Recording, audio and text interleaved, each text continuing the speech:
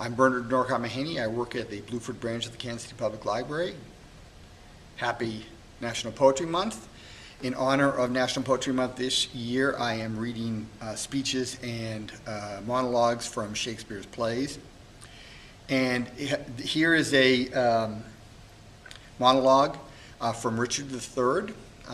It is a monologue delivered by Richard's brother, the Duke of Clarence.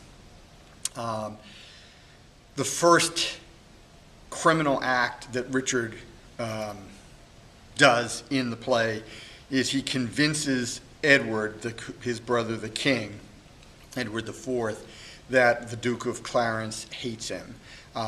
And so Clarence is arrested and he's put in the tower. This happens earlier, before that's actually taken place. And Clarence, who trusts Richard and thinks that Richard is actually acting on his own behalf, he has a dream. And in the dream, basically, he has a sense of what Richard is capable of. And that's what this particular monologue is.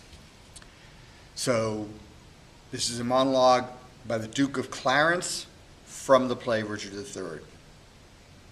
Oh, I have passed a miserable night, so full of ugly sights, of ghastly dreams, that as I am a Christian faithful man, I would not spend another such night, though 'twere to buy a world of happy days, so full of dismal terror was the time. Methought that I had broken from the tower and was embarked to cross to Burgundy, and in my company my brother Gloucester, who from my cabin tempted me to walk upon the hatches. Thence we looked toward England and sighted up 1,000 fearful times during the wars of York and Lancaster that had befallen us. As we paced along the giddy footing of the hatches, methought that Gloucester stumbled, and in falling struck me that thought to stay him overboard into the tumbling billows of the main.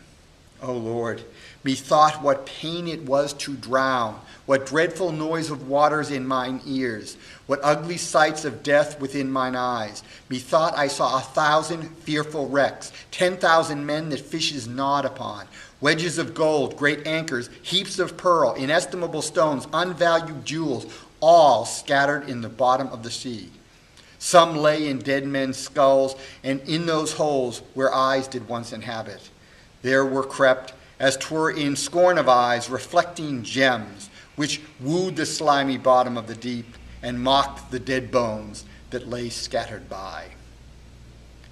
So the Duke of Clarence talking about this dream he has that predicts his death at the hands of Richard, later to be King Richard, now the Duke of Gloucester.